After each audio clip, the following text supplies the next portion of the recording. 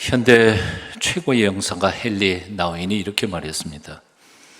오늘날 빛의 자녀들이 왜 그렇게도 쉽게 타락하는가? 그 이유는 자기 정체성이 흔들리기 때문이다. 자기 정체성이 흔들리기 때문이다. 소위 말하는 identity crisis라고 하는 거죠. 그렇습니다. 오늘날 이 시대의 가장 큰 문제는 정체성 상실의 문제입니다. 부모의 정체성이 흔들려 부모노릇 제대로 못합니다. 스승의 정체성이 흔들려 교사가 학생들을 제대로 가르치지 못하고 있습니다. 교회의 지도자들이 자기 정체성이 흔들려 교회를 교회답게 세우지 못하고 있습니다. 하나님의 백성들이 자기 정체성이 분명하지 않아서 불신자들과 똑같은 삶을 살아가고 있습니다. 오늘처럼 위기의 시대에 우리는 나는 누구인가, 그리고 교회는 무엇인가 분명하고 똑똑하게 깨닫고 알아야만 할 것입니다. 우리 그리스도인들은 저 혼자 잘 먹고 잘 살다가 죽으면 천당 가기 위한 이기적인 존재들이 아닙니다. 세상 물결 무서워서 교회로 도망쳐 들어온 비겁한 메뚜기들도 아닙니다.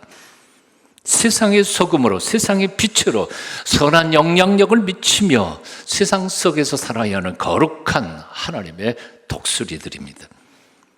교회는 취미 생활하는 로타리 클럽이나 동호회가 아닙니다. 교회는 하나님께 부름받은 사명 공동체입니다. 창립 70주년을 맞는 동순교회, 어떤 교회여야 합니까? 우리의 정체성, 우리 교회의 사명은 무엇입니까? 별 5개짜리 교회, 오성교회를 지향하는 동순교회 교인이면 누구나 다 아는 표어가 있습니다. 조금 전에도 나왔죠. 하나님을 기쁘시게, 사람을 행복하게, 세상을 아름답게. 하나님을 기쁘시게, 사람을 행복하게, 세상을 아름답게 하기 위하여 노력하기만 한다면 하나님께서 그 백성들에게 복에 복을 더하여 주실 것입니다. 우리 모두가 다 행복해질 것입니다. 세상이 아름다워질 것입니다. 그러므로 말로만 표를 외치는 사람들이 아니라 우리들의 구체적인 삶의 현장에서 이 표대로 살아 한평생 하나님 기뻐하시고 하나님이 주시는 복 가운데 살아가는 여러분 다 되실 수 있기를 축원합니다. 창립 70주년을 맞는 이 아침, 우리는 무엇을 어떻게 해야 할까요? 첫째, 뜻을 정해야 합니다. 결심해야 합니다. 결단해야 합니다. 다니엘은 어린 나이에 바빌론으로 끌려갔지만 그 어린 나이에도 남들 따라 살지 않기로 뜻을 정했습니다. 그 어린 나이에요. 남들 살아가는 대로 나도 똑같이 따라서 살지 않기로 결심합니다. 다니엘은 뜻을 정하여 왕의 진미와 그의 마시는 포도주로 자기를 더럽히지 아니하리라. 자기를 더럽히지 아니하리라 하고 자기를 더럽히지 않게 하기를 환관장에게 구하니. 한번 따라해 보시죠. 다니엘은 뜻을 정하여. 뜻을 정해야 합니다. 뜻이 굳지 못하면 남들 따라 이리저리 방황하는 인생을 살 수밖에 없습니다. 성공하는 사람들의 7가지 습관 제1장에서 스티븐 커비는 이렇게 주장합니다. 자신의 삶을 주도하라. 자신의 삶을 주도하라. 내 인생 내가 책임지라는 거지. 남이 내 인생 건드리게 만들지 말라는 겁니다. 남들이 내 인생을 좌지우지하기 전에 먼저 내 인생의 목표를 정하고 먼저 내 인생의 계획을 분명하게 세우라는 겁니다. 내가 내 인생의 목표를 먼저 정해놓지 않으면 남들이 내 인생의 목표를 결정해버립니다. 내가 내 인생의 삶의 시간표를 미리 만들어 놓지 않으면 남들 시간표에 따라서 우리는 끌려다닐 수밖에 없다는 거지. 여러분 그렇지 않아요? 미리 자기 시간표를 짜보세요. 그러면 시간이 없으면 미안해, 나 약속이 있어. 하지만 시간표를 안 짜놓으면 너 시간이니? 그럼 끌려가요. 이 친구한테 끌려가고 저 친구한테 끌려가고 행사장이 끌려가고 제 인생을 사는 게 아니에요. 의미 있는 인생을 살기를 원하십니까? 메뚜기가 아니라 거룩한 독수리로 살기를 원하십니까? 한 번밖에 못 사는 내 삶을 어떻게 살 것인지 먼저 뜻을 정하십시오. 남들이 내 인생을 간섭하기 전에 먼저 내 인생 계획을 설계하시고 계획을 세우십시오. 저희 부모님을 모셨던 묘소가 있는 그 산은 본래 인삼밭이었습니다. 내가 돌볼 겨를이 없어서 그냥 내버려뒀더니 지금은 가보면 무성한 잡초밭만 됐습니다. 우리 인생도 마찬가지입니다. 뜻을 정하지 않으면, 그리고 그 뜻 앞에서 매 순간 내 마음과 삶을 돌아보지 않으면 내 인생은 금방 잡초밭이 되고 맙니다. 하나님을 기쁘시게 해드리면서 살겠다고 뜻을 정하십시오. 내가 그렇게 할 수 있는 능력은 없지만 그러나 하나님이 힘 주시면 내가 만나는 모든 이들을 행복하게 만들며 살겠다고 결심하십시오. 내가 머무는 곳, 내가 일하는 곳, 내가 살고 있는 동네를 지금보다 조금만 더라도 따뜻한 곳, 밝고 아름다운 곳으로 만들겠다고 결단하십시오. 아멘. 별로 안 하시네요. 한번 따라해 보시겠습니다. 함께요. 같이 시작. 거룩하게 살기로 결단하자. 한 번 더. 거룩하게 살기로 결단하자. 막 살지 않기로 뜻을 정하자. 막 살지 않기로. 세상에 막 살고 싶은 사람 누가 있겠어요? 그렇게 살고 싶은 사람은 아무도 없어요. 그런데 내가 뜻을 정하고 잘 계획을 세워서 그렇게 노력하지 않으면 옆에 있는 사람이 다 나를 끌고 다녀요. 막 사는 거예요. 이 친구가 놀러 가자면 놀러 가고 저 친구가 등산 가자면 등산 가고 끌려다니다가 내 인생 어디로 사라져 버렸는지 몰라요. 스코틀랜드의 신학자 로버트 목사님은 이렇게 말했습니다. 나는 용감하리라. 그러면 더 이상 두려움이 나를 얽매지 않을 것이다. 나는 절제하리라. 그러면 감정이 나를 지배하지 못할 것이다. 나는 건강하리라. 그러면 내 몸이 그 책임을 완수할 것이다. 영혼과 마음과 행동을 깨끗이 하리라. 부끄럼 없이 살게 될 것이다. 인내하리라. 결국 절망이 끝이 아님을 보게 될 것이다. 뜻을 정하십시오. 그리고 결단하십시오. 아니, 내가 뜻을 정하고 결단한다고 뭐가 되겠나라고 생각하지 마십시오. 나의 연약함은 성령께서 도와주신다고 약속하지 않으셨나요? 성경 보세요. 우리 주님께서 말씀하신 것을 보세요. 보혜사 성령이 너희를 도와주리라. 보혜사 곧 아버지께서 내 이름으로 보내실 성령, 그가 너희에게 모든 것을 가르치고, 모르면 가르쳐 주신다는 거예요. 내가 너희에게 말한 모든 것을 생각나게 하시리라. 내가 잊어먹으면 생각나게 만들어 주신다는 거예요. 누가? 성령이요. 심지어 내가 그렇게 기도해야 되는데도 기도할 수 없는 그 순간에 성령께서는 나를 위하여 말할 수 없는 탄식으로 기도까지 해주신다 그랬어요. 이와 같이 성령도 우리의 연약함을 도우시나니 우리는 마땅히 기도할 바를 알지 못하나 오직 성령이 말할 수 없는 탄식으로 우리를 위하여 어떻게 해요? 친히 간구하시느니라. 친히 간구하시느니라. 내가 뭘 기도해야 할지 모를 그때에도 성령께서 우리를 위해 기도해 주신다는 거. 그러니까 나의 연약함에 대해서 걱정하지 마세요. 그냥 결심만 하세요. 결단하세요. 하나님 도와달라고 기도하세요. 지난 평생 제가 만난 하나님은 내가 잘못 가던 발걸음을 돌아서기만 해도 기쁘게 나를 맞아주시던 하나님이셨습니다. 마음속에 그냥 이제부터는 바로 살아야지 하고 마음의 결심만 먹어도, 마음만 먹어도 나를 위해 기적을 행해 주시던 분이 바로 하나님이십니다. 나는 하나님께로 한 걸음 떼면 하나님은 내게 10걸음 달려오시는 사랑의 아버지이셨습니다. 여러분들은 경험 못 하셨나요? 저만 그런가요? 아니요, 하나님 그런 분이세요. 뜻을 정하십시오. 내가 갈 수 있는 만큼만이라도 한 걸음씩 두 걸음씩 하나님을 향해 나아가십시오. 그 다음은 하나님께서 책임져 주실 줄로 믿습니다. 뜻을 정하라.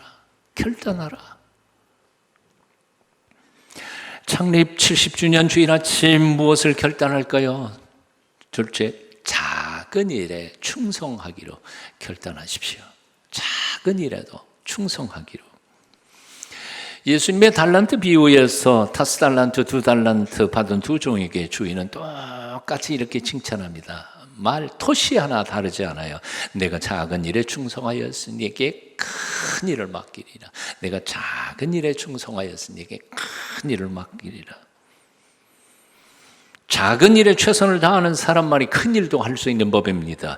작은 일을 시시하게 여기는 사람은 아무것도 못합니다. 작은 일은 시시해서 못하고 큰 일은 능력이 없어서 못하고 아무것도 못하는 거죠. 그러므로 시시하게 보여도 내가 지금 할 수 있는 그 일을 성실하게 실천해 보십시오. 나중에는 감당할 수 없는 힘을, 감당할 수 없는 일거리를 하나님이 내게 주셔도 능히 감당할 수 있는 능력자가 될 줄로 믿습니다. 한번 따라해 보실래요? 내가 작은 일에 충성하였으니 내가 내게 큰 일을 맡기리라. 이후에 여러분들이 모두 다 큰 일을 맡으시는 하나님의 위대한 종들이 다 되실 수 있기를 축원합니다. 한 젊은이가 하루하루 사는 게 항상 똑같은 것이 불만이었습니다. 어제나 오늘이야 내일이나 뭐 다 똑같으니까요. 그런데 그러다가 날마다 기적을 행하는 도사가 도중도라고 하는 섬에 살고 있다는 소문을 들었습니다. 그래서 찾아 나섰습니다. 배를 타러 부둣가에 갔는데 폭풍 병보로 배들이 꼼짝을 못해서 할 수 없이 가까운 여인숙에 들렀습니다. 방이 없어서 어떤 영감님과 함께 같이 투숙을 하게 됐는데 서로 인사를 합니다. 도중도에 사는 김영감이다. 내륙에 사는 이총각입니다. 가명이에요. 웃자고 했는데 안 웃으시네. 날씨가 좋아지기를 마냥 기다리다 지친 이 젊은이는 여인숙 방에서 늘어지게 낮잠을 잡니다. 한참 자고 일어나 보니까 바람은 여전히 거세게 불고 있고 노인은 자리에 없었습니다. 그래서 노인을 찾아 나섰습니다. 노인은 개울가에서 속옷이며 양말들을 빨고 있었습니다. 날씨가 굽고 바람이 거센데 무슨 빨래를 하십니까? 그랬더니 노인이 이렇게 대답합니다.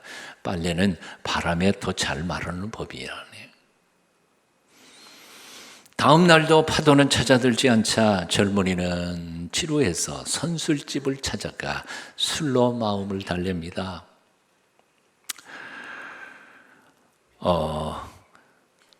술 잔뜩 취해가지고 여인숙으로 다시 돌아와 보니까 노인은 주인집 시고구마에 물을 주고 있었습니다. 그래서 이렇게 말합니다. 뭐 때문에 남의 집 고구마에 물까지 주십니까?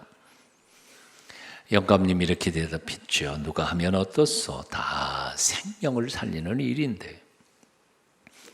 사흘째 되는 날 드디어 폭풍 경보가 풀렸습니다. 바람이 자고 해가 높이 쨍쨍 떠올라 비추고 있었습니다. 노인은 그동안 빨았던 속옷을 갈아입고 양말을 바꿔 신었습니다. 들창을 여니까 물을 주었던 씨고구마 새순이 솟아오르고 있었습니다. 하지만 젊은이는 여전히 발에서는 구린내 냄새가 나고 입에서는 술트림이 올라왔습니다. 그 모습을 바라보던 노인이 여인숙을 나서면서 이렇게 물었습니다. 젊은이는 왜 그 섬에 가려고 하오? 도사를 만나려고요. 뭐 때문에 도사를 만나려고? 그 도사가 날마다 기적을 행한다고 하니 내 눈을 직접 보고 싶어서요. 그때 노인이 말했습니다. 언제 어디서나 최선을 다해 살면 날마다 기적이 일어나는 새날이 되네. 하지만 되는 대로 살면 밤낮 똑같은 일들이 반복되는 묵은 날이 될 뿐이지. 지난 사흘 동안 내가 일상에서 일어나는 기적들을 보지 못했다면 도중도에 가도 아무것도 못 볼 거야. 헛수고 말고 그냥 돌아가기. 무슨 의미인지를 알아들으셨을 것 같습니다. 사랑하는 여러분, 시시한 일이라고 지쳐놓지 마십시오. 나는 감당할 수 없을 만큼 너무 큰 일이라고 너무 쉽게 포기하지도 마십시오. 매사에 최선을 다하게 될 때 시시한 일을 통해서 하나님의 기적이 나타날 것입니다. 내가 매사에 최선을 다하기만 한다면 불가능해 보이던 일들도 하나님의 은총으로 기적을 행하여 하나님의 놀라우신 축복을 경험하게 될 것입니다. 하루 한 장 성경 묵상, 생각해 보면 대단치 않은 것 같습니다. 하지만 중단하지 말고 계속해 보십시오. 그 말씀의 능력을 통하여 살아계신 하나님이 나의 인생을 바꿔가실 것입니다. 지난 2년 동안 우리가 경험한 거 아니에요? 지난 2년 동안 우리가 경험한 거예요. 하루 10분 기도, 대단할 것도 없지만 그러나 그 기도를 쉬지 않고 매일 10분씩 하나님과 교제를 나눌 때 그 인생이 얼마나 놀랍게 변화될 것이냐 알 거 아닙니까? 작은 일에 최선을 다하십시오. 세상에 시시한 일은 하나도 없습니다. 언제나 작은 일이 큰 일을 만들어내는 법입니다. 작은 일에 최선을 다할 때 장차 하나님께서 큰 일도 맡겨주시는 하나님의 거룩한 기적 행하는 사람들이 다 되실 수 있기를 축원합니다. 창립 70주년 이날 무엇을 또 결단할까요? 마지막 세 번째, 위를 바라보기로 결단하십시다. 위를 바라보기로요. 바벨론 포로로 잡혀간 지 70년이 지나자 이스라엘 백성들은 절망하기 시작했습니다. 그 어디에도 희망이 보이지 않자 그들은 하나님까지도 원망하기 시작했습니다. 하나님이 우리를 버리셨나 봐. 하나님은 더 이상 우리의 기도를 듣지도 않잖아. 그런데 그들을 향해 이사야 선지자는 이렇게 강력하게 선포합니다. 너는 알지 못하였느냐? 듣지 못하였느냐? 영원하신 하나님 여호와 땅끝까지 창조하신 이는 피곤하지 않으시며 곤비하지 않으시며 명철이 한이 없으시며 피곤한 자에게는 능력을 주시며 무능한 자에게는 힘을 더하시나니 소년이라도 피곤하며 곤비하며 장정이라도 넘어지며 쓰러질 때 함께 읽어봅니다. 시작. 오직 여호와를 앙망하는 자는 새 힘을 얻으리. 독수리가 날개치며 올라감 같을 것이요 다른 박질하여도 곤비하지 아니하겠고 걸어가도 피곤하지 아니하리라. 오직 여호와를 앙망하는 자는 새 힘을 얻으리니 우러를 바랄망 우러러 바라보는 자, 하나님을 우러러 바라보는 자는 새 힘을 얻는다는 겁니다. 그렇습니다. 살아계신 하나님을 우러러 바라보는 자가 하늘로부터 새 힘을 얻게 될 것입니다.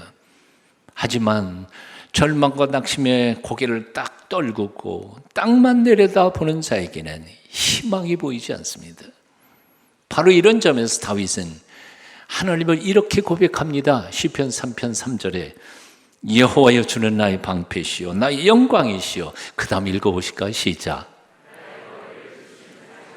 하나님이 어떤 분이라고요? 내 머리를 들어주시는 분이에요. 너나 할 것 없이 절망하면 고개가 떨어져요. 하늘을 못 봐요. 절망에, 낙심에, 희망이 없어. 죽을 생각만 나. 이래도 보면. 근데 하나님이 어떤 분이냐면 내 고개를 들어주시는 분. 제가 너무 좋아하는 찬양이 있어요. 고개 들어 주를 맞이해 엎드려 경배하며 찬양.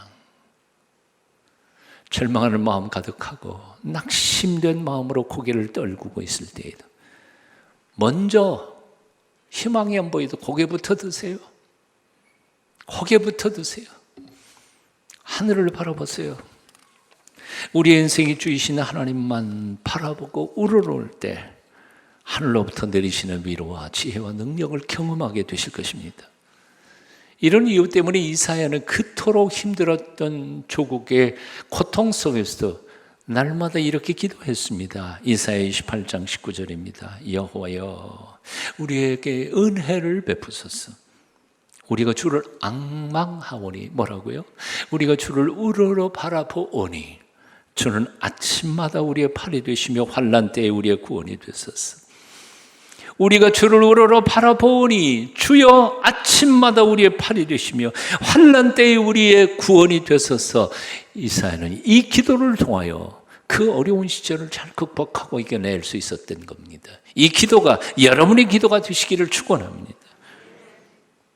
고개를 드십시오. 매일 아침 살아계신 하나님을 우러러 바라보십시오. 매일 아침 동력에서 해가 떠올라 온 세상을 비추는 것처럼 하늘아버지께서 우리에게 필요한 모든 영적 에너지를 공급해 주실 줄로 믿습니다. 찰스 윈도는 탁월하게 살기라고 하는 책에서 이렇게 강조합니다. Aim low, boring. 목표를 낮춰봐, 지루할 거야 인생이. Aim high, 목표를 높여봐, 날아오를 거야. Soaring, 비상할 거야. 삶의 목표를 낮게 잡으면 인생은 지루할 수밖에 없습니다. 사는 것이 별로 재미없어 보입니다. 하지만 나의 삶의 목표를 높게 잡으면 잡생각할 시간이 없습니다. 에너지가 차고도 넘칩니다. 활력이 생깁니다. 에베소서에 보면 사도 바울은 우리 신앙생활의 목표를 엄청 높게 잡았음을 읽어볼 수 있습니다. 우리가 다 하나님의 아들을 믿는 것과 아는 일에 하나가 되어 온전한 사람을 이루어 그리스도의 장성한 분량이 충만한 데까지 이르리니. 우리의 신앙생활의 목표가 뭡니까? 도사가 되는 거예요? 온전한 사람, 이것만 해도 대단한 거지. 온전한 사람 세상에 어디 있어요? 완벽한 사람 없어요. 그런데 사도 바울은 온전한 사람 아니야, 거기가 아니야. 조금 더 위야. 예수님 거기서 끝나는 것도 아니야. 예수님의 장성한 분량이 충만한 것까지 3배. 우리 신앙생활의 목표는 우리 교회에서 신앙생활 잘하는 어떤 장로를 흉내내거나 카피하는 정도가 아니에요. 좋은 훌륭한 목사님 영성을 이렇게 그 정도만 가면 좋겠다, 그 정도가 아니에요. 사도 바울은 그게 아니에요. 아거스틴? 아니야. 예수님까지. 아멘을 못하시네, 겁나서. 근데 목표가 그렇다는 거예요. 우리는 못해요, 당연히. 하지만 우리 안에 계신 성령께서 우리가 열망하는 마음으로 그렇게 살기를 노력할 때 오늘날 참으로 우리도 모세처럼, 어거스틴처럼, 파스칼처럼, 손영원 목사님처럼 그렇게 성숙해지는 날이 올 줄로 믿습니다. 포기하지 마세요. 너무 쉽게 포기하지 마세요. 한 시골 농부가 우연히 독수리 새끼를 잡아다 닭장에 넣어두었습니다. 독수리 새끼는 닭들과 함께 자라면서 평범한 닭이 되고 말았습니다. 한 조류학자가 독수리 새끼를 보고 말했습니다. 이놈은 닭이 아니라 독수리인데요. 농부가 말했습니다. 그렇긴 하지만 더 이상 독수리는 아닙니다. 녀석은 절대로 날지 못할 거예요. 하지만 그 조류학자는 동산에 해가 떠오를 때 독수리를 높은 산 꼭대기로 데려갔습니다. 독수리들이 우아하게 하늘을 날고 있는 모습을 보여주었습니다. 그래서 이 독수리가 날개를 푸드덕거리면서 날아오르려고 합니다. 몇 번을 날아오려다가 떨어지고 날아오르려다가 떨어지고 수십 번 그러더니 어느 순간에 갑자기 하늘 높이 날아오르면서 거친 울음소리와 함께 하늘 저편으로 날아가 버립니다. 독수리는 독수리죠. 닭이 아니에요. 우리는 태어날 때부터 천국을 향해 날아오르도록 지어진 거룩한 영적 독수리들입니다. 우리는 겨우 땅이나 파먹고 살다가 그 땅 속에 파묻히면 모든 것이 끝나는 닭 같은 존재가 아니라 그 말입니다.